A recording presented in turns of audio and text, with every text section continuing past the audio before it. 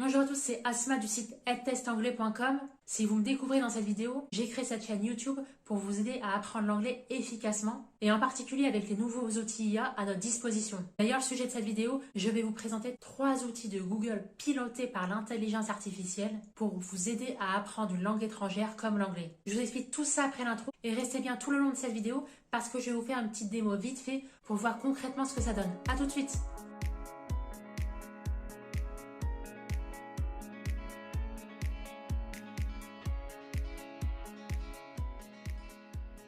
Donc pour y accéder, vous devez d'abord vous rendre sur le site du labo IA de Google, labs.google. Et déjà, vous pouvez constater qu'il y a énormément de programmes qui sont classés par catégorie. Donc là, la catégorie qui nous intéresse, c'est Little Language Lessons. Vous pouvez voir qu'il y a 3 interfaces de disponibles, 3 nouveaux outils IA d'apprentissage des langues.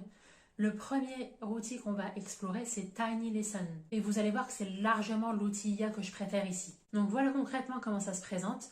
Vous allez d'abord sélectionner la langue que vous voulez apprendre. Donc là, en l'occurrence, c'est l'anglais. Je vous recommande de mettre comme langue English UK. Pour anglais de l'Angleterre, c'est l'anglais standard en fait. Et là, vous allez renseigner le type de vocabulaire que vous voulez apprendre. Donc là, si vous allez bientôt passer un examen d'anglais comme le TOEIC, le vocabulaire c'est du pro, donc on va tester Business English. Donc appuyez sur Entrée, attendez le chargement de la page. Et là, vous allez voir apparaître 3 grandes parties. Une liste des principaux mots et surtout avec le son.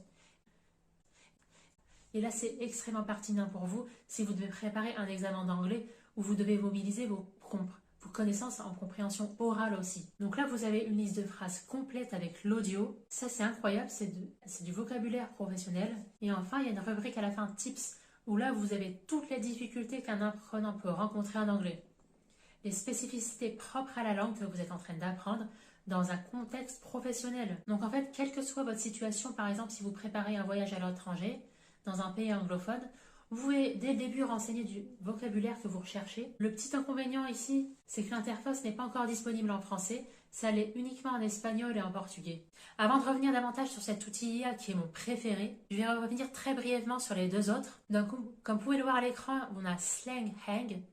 Slang, c'est de l'argot en anglais, c'est le langage familier en fait. Et hang, dans ce contexte-là, ça veut dire passer du temps. Donc, grosso modo, ici, dans cette interface, vous allez avoir affaire à des conversations réelles. Donc, cette IA va générer des conversations, mais aussi, encore une fois, avec l'audio. Donc, vous allez sélectionner la langue de votre choix, vous allez patienter un peu, et là, il vous sort une conversation prise dans un contexte réel. Alors, si vous regardez bien aussi, vous allez avoir le résumé vite fait. Et ensuite, comme vous le voyez, vous allez avoir la conversation qui démarre avec la version audio.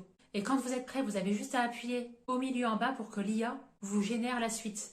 Alors pendant mes essais, j'ai pas été jusqu'à la fin, mais littéralement, je pense que la conversation, elle peut durer tant que vous le voulez en fait. Et si vous en avez marre de cette conversation, vous n'avez juste qu'à appuyer sur la flèche en forme de rond en haut à droite pour qu'il vous régénère une nouvelle conversation. Ce qu'on peut d'abord regretter, c'est qu'on n'a pas la version audio pour le texte d'introduction au début. Donc pour un débutant, ce sera pas forcément évident de tout capter. En plus de ça, cette appli n'est pas classée par niveau. Et j'ai trouvé que les conversations réelles, il faut au moins disposer d'un niveau B2 minimum pour tout capter. Donc pas forcément recommandé si vous apprenez une langue, sauf si vous êtes dans une démarche de perfectionnement, si vous avez déjà des bonnes bases solides.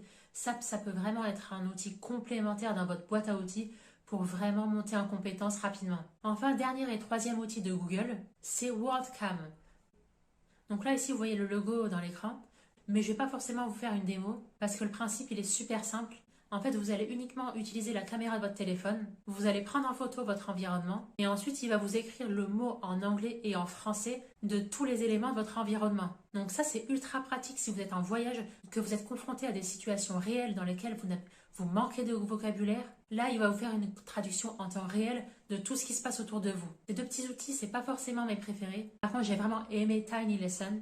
Mais ces outils IA de Google montrent clairement qu'ils sont dans la course aux IA et correspondent, je le pense, à une avancée impressionnante. Mais dernier point de cette vidéo, comme je le précise souvent sur cette chaîne, n'oubliez pas que les outils que vous utilisez, c'est un outil parmi tant d'autres. Pour apprendre une langue efficacement, ne vous reposez pas que sur une seule application, qu'un seul livre.